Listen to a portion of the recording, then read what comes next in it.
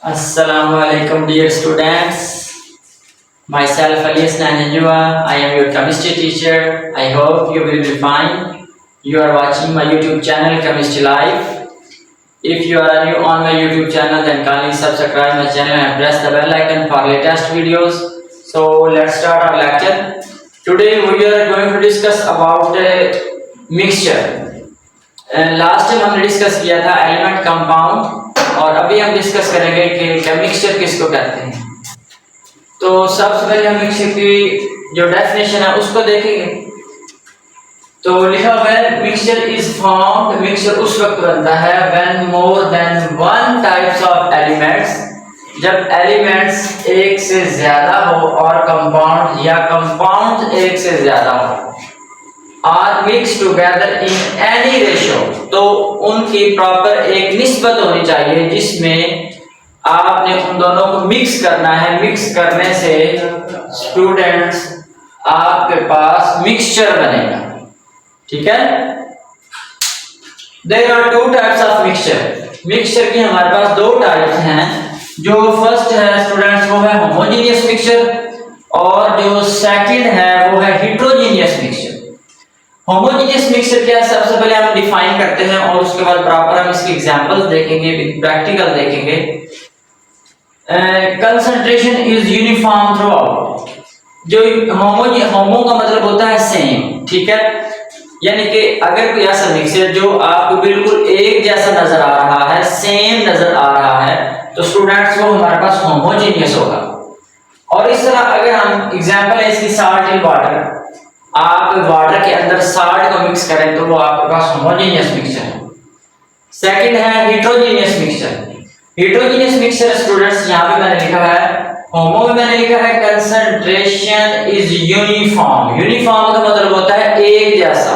ठीक है, आपको कोई चीज नजर आ रही है बिल्कुल सेम तो वो होमोजेनियस होगा, वो यूनिफॉर्म होगा प्रॉपर।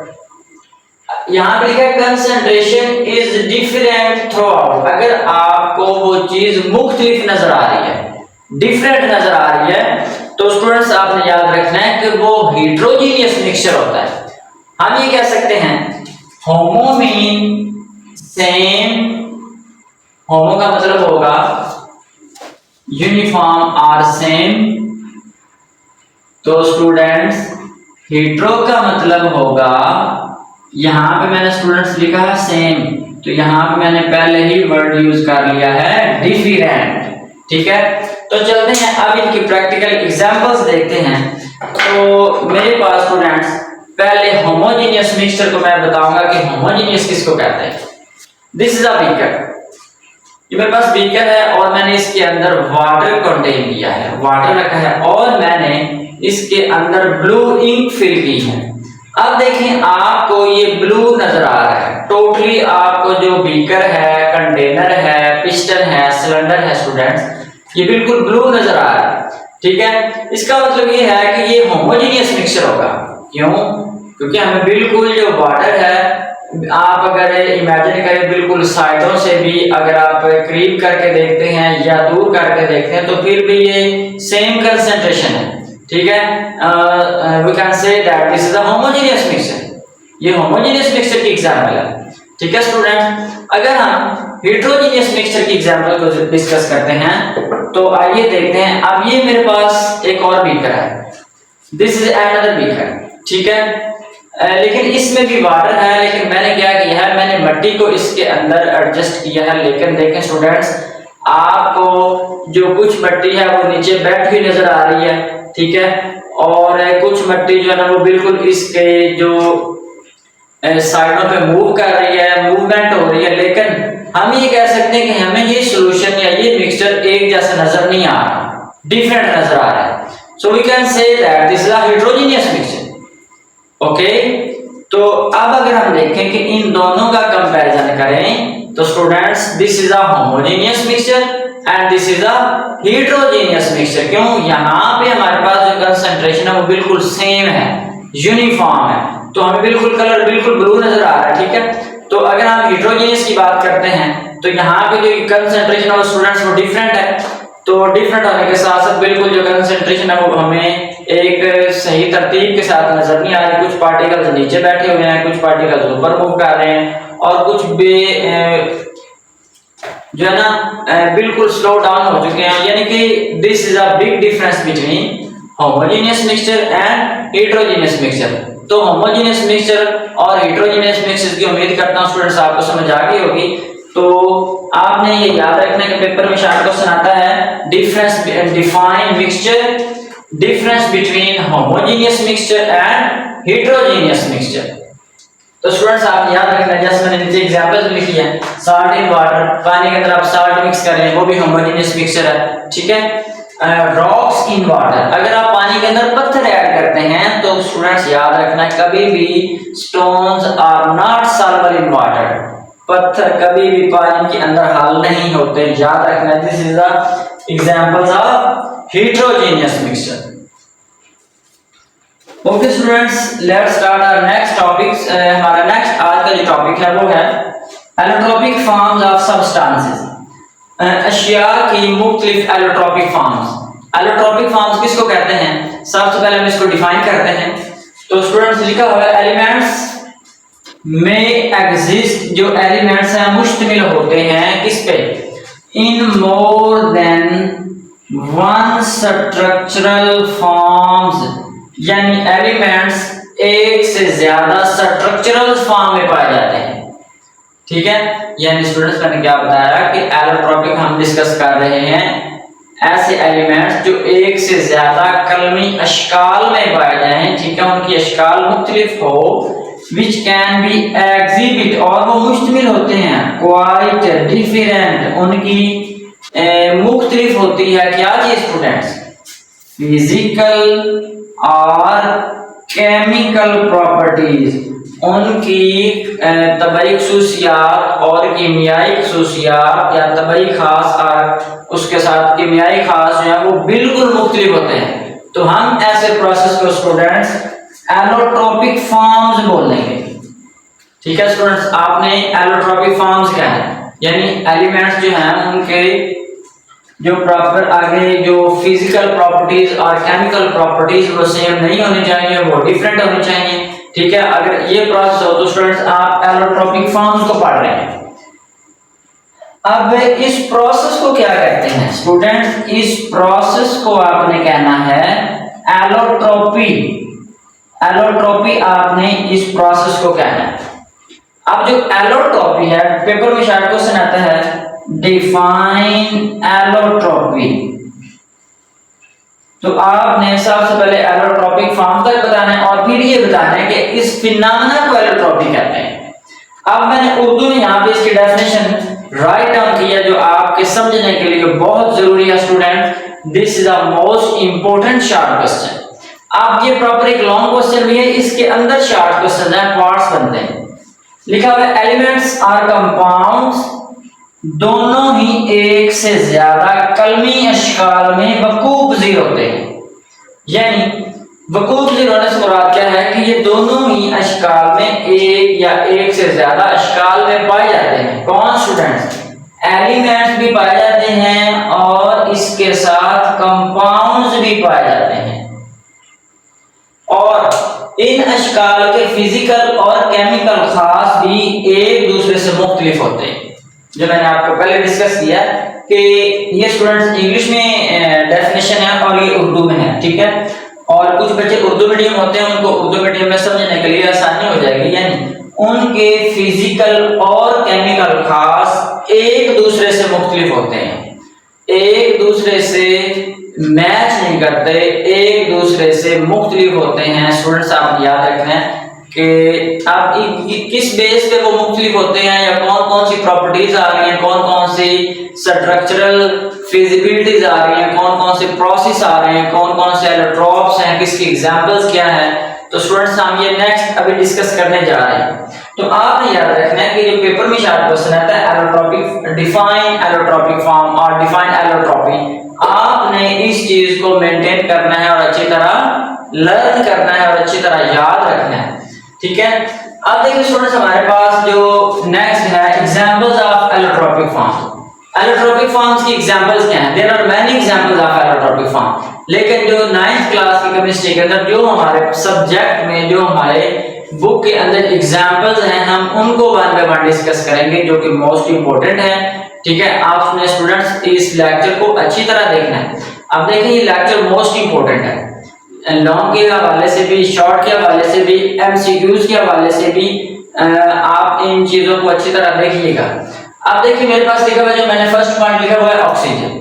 ठीक है, अच्छा अब ऑक्सीजन के, अब देखिए मैंने ऑक्सीजन के नीचे 2 लिखा हुआ है, यहां पे मैंने नीचे 3 लिखा हुआ है।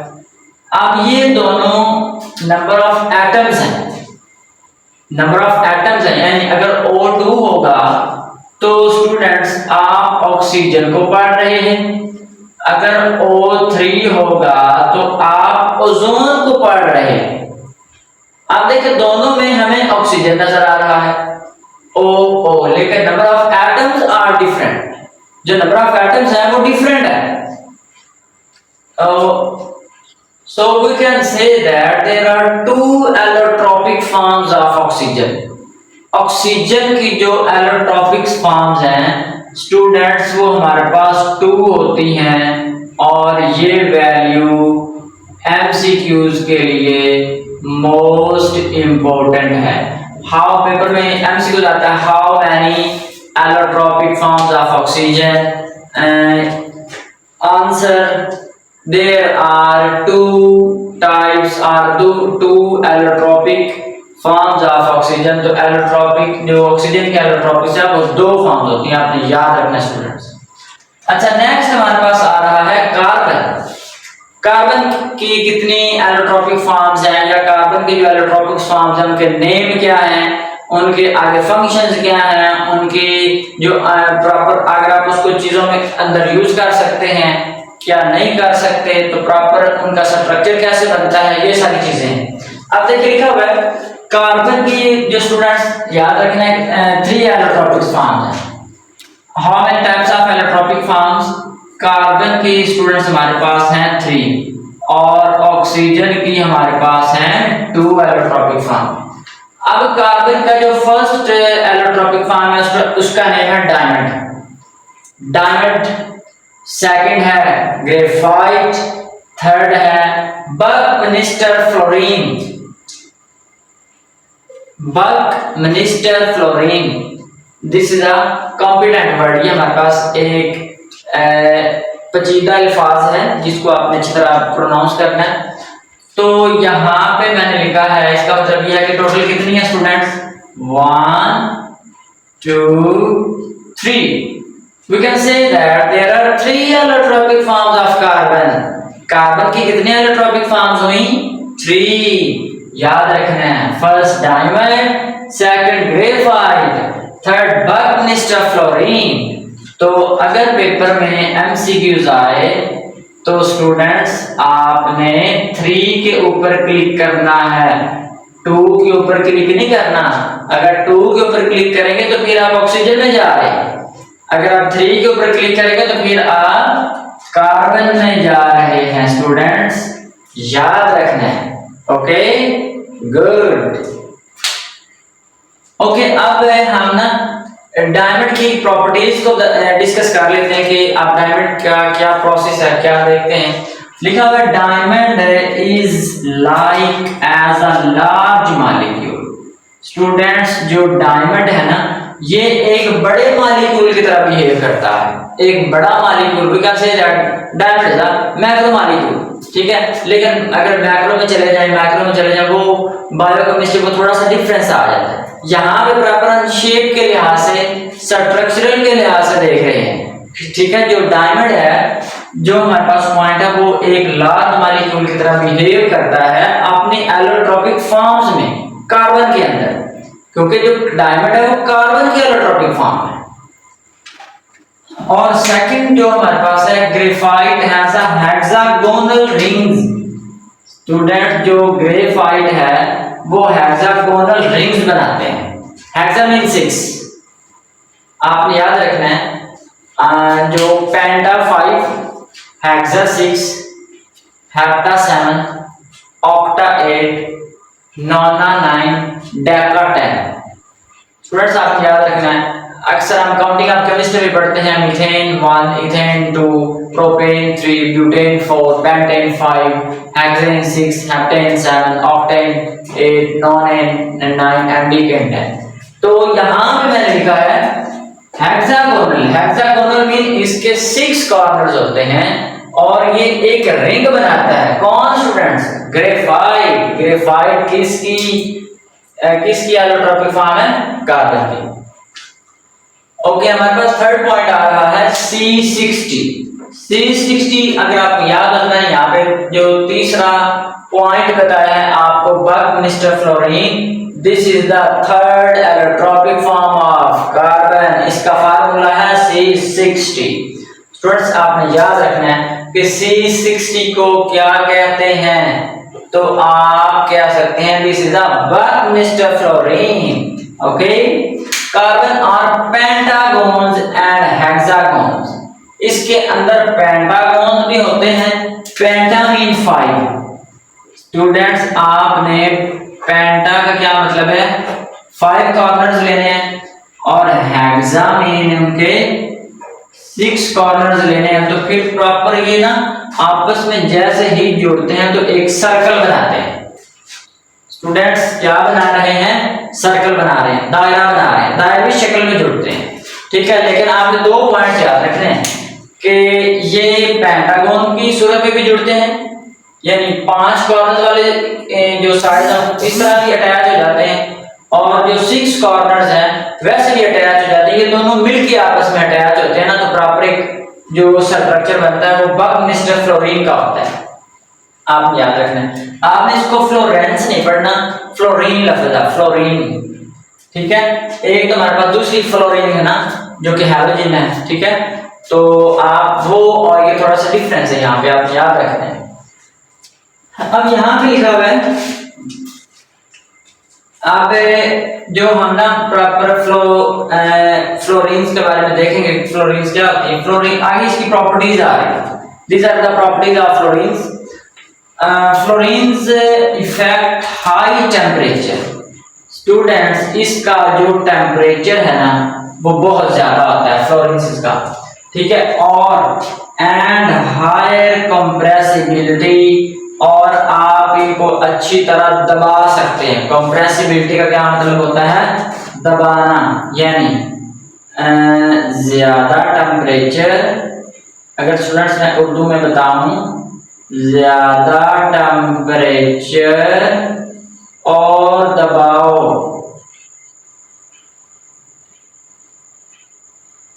का सामना करना, यानी आप इनको टेम्परेचर भी ज्यादा देंगे, आप इनको कंप्रेस भी कर सकते हैं, दबा भी सकते हैं। ये प्रॉपर्टीज है। आगे प्रॉपर्टीज नेक्स्ट आ रही है, इट कंटेन्स, ये मुश्तमिल होती है किस पे? Carbon covalent bond. इसके दरमियान कार्बन में कोवेलेंट बॉन्ड होता है। कोवेलेंट बॉन्ड क्या होता है? द बॉन्ड इज फॉर्म्ड, बस मैं बता देता हूं, the bond is formed by the mutual sharing of electrons between two elements, two atoms are called covalent bond. Let's suppose this is a carbon, this is a hydrogen. Okay, तो ये अब जो bond बन चुका है, this is a covalent bond. ये sharing कर रहे हैं इलेक्ट्रॉन्स की। तो असल में जो अगर आप इलेक्ट्रॉन्स का बम इस्तेमाल करते हैं तो उस वक्त कोवेलेंट बॉन्ड बनता है। स्टूडेंट्स आपने याद रखना है, उर्दू में कह सकते हैं कोवेलेंट बॉन्ड इस्तेमाल करना, इंग्लिश में आप ये कह सकते हैं mutual sharing of electron, electrons का आपस में जुड़ना। ठीक है, एज अ रिजल्ट जो बॉन्ड आपको बनेगा वो आपके पास जो बनेगा वो होगा कोवेलेंट बॉन्ड। अब नेक्स्ट प्रॉपर्टी आ रही है, ये स्टूडेंट्स हम असल में जो प्रॉपर्टीज पढ़ रहे हैं ये बकमिस्टर फ्लोरीन्स की है। ठीक है, C60। नेक्स्ट है, it dissolve into organic solvents. आप इनको ऑर्गेनिक सॉल्वेंट्स में हल कर सकते हैं। ऑर्गेनिक सॉल्वेंट्स क्या होते हैं? Just like as alcohol, ether. ठीक है, there are many examples of organic solvents, acetone, carbon tetrachloride. ठीक है, तो इस तरह। अब देखें, it has no charge. Students अगर आप इस पॉइंट को देखें तो क्या आपके माइंड में कोई और चीज आ रही है? आपने ये वाला क्वेश्चन आपने कमेंट बॉक्स में मुझे बताना है कि वो कौन सी चीज है जिसके ऊपर चार्ज नहीं होता। तो चलें, आपने, मैं वैसे बता देता हूँ लेकिन आपने कमेंट बॉक्स में मुझे लाजमी वैसे भी बताना है। तो असल में there are three fundamental particles of atom. First one is proton, neutron, electron. Proton have positive charge, electron have negative charge, neutron है जीरो चार्ज और नो चार्ज। तो आपने याद रखना है यहां पे भी क्या लिखा हुआ है, इट हैज नो चार्ज, यानी कि इसका बिहेव थोड़ा सा न्यूट्रॉन की तरह है। न्यूट्रॉन पे भी जीरो चार्ज है, नो चार्ज है, और C60 पे भी नो चार्ज है, जीरो चार्ज है। आप लोगों ने अच्छी तरह याद रखना स्टूडेंट। आगे लिखा हुआ है नो बाउंड्री। इसकी जो प्रॉपर स्टूडेंट्स है C60 की, बकमिस्टर फ्लोरीन की कोई बाउंड्री नहीं होती, ठीक है। यानी कि आप इसका जो स्ट्रक्चर है वो बनाते जाएं और ये बनता ही जाएगा। इसकी जो हद है, इसकी जो बाउंड्री है, इसका जो एरिया है, कवरेज एरिया, वो बिल्कुल नहीं है, आपने याद रखना है। और आगे लिखा हुआ है लाइक लैटिस, और ये एक जाली बनाते हैं, जालीदार स्ट्रक्चर होता है, ठीक है। यानी कि आपस में आप इनको कनेक्ट करते जाएं और एक जाल बनता जाएगा, ठीक है। जैसे जाल बनते हैं, अक्सर फिश को कैच आउट करने का काम जाल बनाते हैं, ठीक है। आप उसकी एग्जांपल अपने माइंड में रख लें। वो भी बकमिस्टर फ्लोरीन की तरह है, वो बकमिस्टर फ्लोरीन नहीं है। आपने ये ना सोचिएगा के साथ बता रहे हैं वो बकमिस्टर फ्लोरीन होगा, just like as a structural, आपने स्ट्रक्चरल बेस पे बताया है, ठीक है। अब देखें नेक्स्ट मैंने आपको पॉइंट बताया है कि ये एक जालीदार स्ट्रक्चर बनाते हैं। जालीदार का जो फार्मूला है स्ट्रक्चरल ओवरऑल बिहेवियर होता है। अच्छा स्टूडेंट्स, जो नेक्स्ट पॉइंट आ रहा है सॉफ्ट मटेरियल, ये बिल्कुल सॉफ्ट मटेरियल है, ठीक है। नरम है, बिल्कुल नरम मटेरियल है। अगर आप इनको अच्छी थोड़ा सा भी टेम्परेचर दें, ठीक है, तो ये ब्रेक डाउन हो जाते हैं, टूट जाते हैं। लेकिन आप इतना ज्यादा टेम्परेचर इनको हम इसलिए नहीं दे सकते कि ये ब्रेक डाउन ना हो जाए, और अगर ये ब्रेक डाउन हो जाए तो हमारा स्ट्रक्चर डिस्ट्रॉय हो सकता है, खराब हो सकता है। प्रॉपर आपने इन चीजों को आगे यूज करना है, ठीक है स्टूडेंट। तो आगे है low melting and boiling point.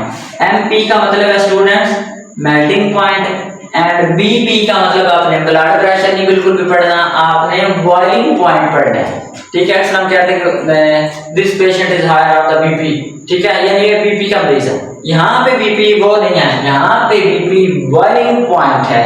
Dear students, आपने अच्छी तरह याद करना कि इनका मेल्टिंग और बॉइलिंग पॉइंट लो होता है। अगर वो आपसे पूछे ना कि बकमिस्टर फ्लोरीन का जो मेल्टिंग और बॉइलिंग पॉइंट के ऊपर क्या इफेक्ट है, आपने कहना it has low melting point as well as low boiling point. इनका मेल्टिंग पॉइंट भी लो होता है और बॉइलिंग पॉइंट भी लो होता है। इट इज नॉन कंडक्टर, ये नॉन कंडक्टर है। इनमें से इलेक्ट्रिसिटी, इनमें से बिजली बिल्कुल भी पास नहीं हो सकती। हम ये कह सकते हैं कि ये नाकस कंडक्टर है उर्दू में, ठीक है। इनमें से इलेक्ट्रिसिटी पास है नहीं हो सकती। स्टूडेंट्स आपने याद रखना। आगे जो मैंने फर्स्ट स्टूडेंट मैंने आपको बताया कि ऑक्सीजन है, सेकंड कार्बन है। अब ये जो हमने प्रॉपर्टीज पढ़ी ये एक एलोट्रोपिक फॉर्म की पढ़ी है। अब जो थर्ड पॉइंट है स्टूडेंट्स वो है सल्फर। सल्फर की हम प्रॉपर ये देखने लगे हैं कि सल्फर के कितने एलोट्रोप्स हैं और उनकी क्या क्या स्ट्रक्चरल्स हैं। आगे देखते हैं, लिखा हुआ है sulphur it has two allotropic forms. Sulphur की स्टूडेंट्स दो एलोट्रोपिक फॉर्म्स हैं। कितनी एलोट्रोपिक फॉर्म्स हैं? दो। इसका मतलब ये है sulphur and oxygen are same according to allotropic forms. Oxygen की भी दो एलोट्रोपिक फॉर्म्स हैं जबकि सल्फर की भी दो एलोट्रोपिक फॉर्म्स हैं। लेकिन यहाँ पे जो एलोट्रोपिक फॉर्म्स है सल्फर की प्रॉपर उनका नेम है, जो फर्स्ट नेम है वो है रोम्बिक। रोम्बिक एक स्ट्रक्चर का नाम है और ये किसका एलोट्रोपिक फॉर्म है? ये सल्फर की है, सॉरी, ठीक है। और जो सेकंड है वो है मोनोक्लिनिक। मोनोक्लिनिक भी स्टूडेंट एक स्ट्रक्चर का नेम है और जो सल्फर है ये प्रॉपर एक स्ट्रक्चर के अंदर अपना कलर चेंज करता है, अपनी फेज चेंज करता है, अपना टेम्परेचर चेंज करता है आपने याद रखना है। और ये असल में दो एलोट्रोपिक फॉर्म्स सल्फर के हैं। अब ये कहता है कि जो रोम्बिक है ये हाई स्टेबल होता है, ये स्टेबिलिटी के लिहाज से बहुत ज्यादा स्टेबल है, और जो मोनोक्लिनिक का स्टूडेंट्स ये लो स्टेबल होता है, यानी इसकी जो स्टेबिलिटी है वो लो होती है, और जो रोम्बिक है इसकी जो स्टेबिलिटी है ये हाई स्टेबल होता है। जो पहली एलोट्रोपिक फॉर्म है वो दूसरी एलोट्रोपिक फॉर्म से ज्यादा स्टेबल है, आपने ये पॉइंट याद रखना है। और स्टूडेंट नीचे आपको 3 स्ट्रक्चर्स नजर आ रहे हैं। अब असल में there are 3 structures which we can discuss here. First है ग्राफीन, ग्राफीन का स्ट्रक्चर, सेकंड है डायमंड, डायमंड का स्ट्रक्चर, थर्ड है फ्लोरीन, फ्लोरीन का स्ट्रक्चर। जो ग्राफीन है स्टूडेंट्स ये प्रॉपर एक जाली बनाते हैं, ठीक है, एक जाल बनाते हैं। ये आप देखें जैसे लग रहा है कि ये प्रॉपर एक जाल बना, लैटिस बन रहा है। ये लैटिस की एग्जांपल है, मैंने अभी आपको बताया कि लैटिस जो स्ट्रक्चर है ग्राफीन में भी पाया जाता है, ठीक है। और ये स्टूडेंट जी मेरे पास एग्जांपल है, ये डायमंड की एग्जांपल है, डायमंड। और डायमंड हमने किस में डिस्कस किया है? डायमंड हमने कार्बन में डिस्कस किया है। तो स्टूडेंट्स डायमंड अगर मैं आपको अभी वैसे मार्कर्स के साथ डायमंड का स्ट्रक्चर बना के दिखाऊं तो स्टूडेंट्स हम ऐसे बना सकते हैं। अब ये देखें कि ये डायमंड का स्ट्रक्चर है, ठीक है, आप ऐसे इमेजिन कर सकते हैं, this is the structure of diamond. अब देखें ये जो मेरी फिंगर्स हैं यहाँ पे सेंटर पे कार्बन है, ठीक है, ये भी हाइड्रोजन, ये भी हाइड्रोजन, ये लेट्स बोल मैं मीथेन का स्ट्रक्चर बना, मीथेन में ऐसे स्ट्रक्चर बनता है जैसे डायमंड का बनता है, ठीक है। तो आप इनको प्रॉपर ज्वाइन करवाएंगे तो student this is example of diamond structure, आपने याद रखना है। और अगर आप फ्लोरीन की एग्जांपल देखते हैं तो स्टूडेंट्स यहाँ पे ना प्रॉपर एक सर्कल बनता है, मैंने पहले भी आपको बताया था कि ये एक प्रॉपर ना पेंटागोन्स और हेक्सागोन ये सर्कल बना रहे हैं। फ्लोरीन का स्ट्रक्चर मैंने आपको बताया है, तो आपने स्टूडेंट्स याद रखना है कि अगर सर्कल टाइप होगा ना तो फ्लोरीन का स्ट्रक्चर है, अगर प्रॉपर 4 कार्बन वाला होगा और 6 वाला होगा तो हमारे पास डायमंड का स्ट्रक्चर है। अगर जस्ट लैटिस बना होगा ना, जाली बनी हुई या प्रॉपर अटैच हो रहे हैं कार्बन, फर्दर कार्बन के साथ अटैच हो रहे हैं, ठीक है, तो वो स्टूडेंट्स हमारे पास ग्राफीन है। और मैं अभी बताने लगा हूँ कि इस चैप्टर में क्या क्या चीज मोस्ट इंपोर्टेंट है। This point is very most important for all of you. Okay, जो मिक्सचर है स्टूडेंट्स ये शॉर्ट क्वेश्चन के तौर पर आता है 2 नंबर का, और इसकी जो टाइप्स हैं स्टूडेंट्स वो भी शॉर्ट क्वेश्चंस आती हैं 2 नंबर की। और जो एलोट्रोपिक फॉर्म्स ऑफ कार्बन है स्टूडेंट्स ये आता है लॉन्ग क्वेश्चन, लॉन्ग क्वेश्चन के लिहाज से ये मोस्ट इंपोर्टेंट है, ठीक है। और इसमें आपने अगर डेफिनेशन देखी जाए तो आपने एलोट्रोपिक फॉर्म की देखनी है, अगर वो पूछे तो फिर आपने एलोट्रोप को डिफाइन बताना है, एलोट्रोपी डिफाइन करना है। इंग्लिश मीडियम में या आपका उर्दू में इट्स डिपेंड्स ऑन यू, ठीक है। तो फिर आगे आप इसकी एग्जांपल डिस्कस करेंगे। अगर तो लॉन्ग आएगा स्टूडेंट आपने सारा लिखना है, लॉन्ग आपने A to Z लिखना है। अगर शॉर्ट आ गए तो आपने इसकी डेफिनेशन और एग्जांपल्स बता देंगे, कार्बन की बता दें, ऑक्सीजन की बता दें, ठीक है, सल्फर की बता दें। और इसमें वैसे एमसीक्यूज पूछते हैं how many allotropic form of oxygen, मैंने पहले लेक्चर में डिस्कस किया 2 है, और कार्बन की एलोट्रोपिक फॉर्म्स कितनी हैं 3 हैं, और सल्फर की एलोट्रोपिक फॉर्म्स कितनी हैं स्टूडेंट्स वो 2 हैं। तो आपने इस लेक्चर को अच्छे तरीके से लर्न करना है, ठीक है। और जो स्टूडेंट्स मेरे वीडियोस अच्छी तरह देख रहे हैं तो प्रॉपर कमेंट बॉक्स में अपना आप कोई भी क्वेश्चन है वो पूछ सकते हैं। अगर आपको प्रॉपर कोई भी इशू आ रहा है, ठीक है, तो अच्छा स्टूडेंट वो होता है जो जितना ज्यादा सीखता है। आप जितना ज्यादा सीखेंगे आपको उतनी समझ आएगी। ओके स्टूडेंट्स, अब हम मिलेंगे नेक्स्ट वीडियो में। ओके स्टूडेंट्स, अल्लाह हाफिज।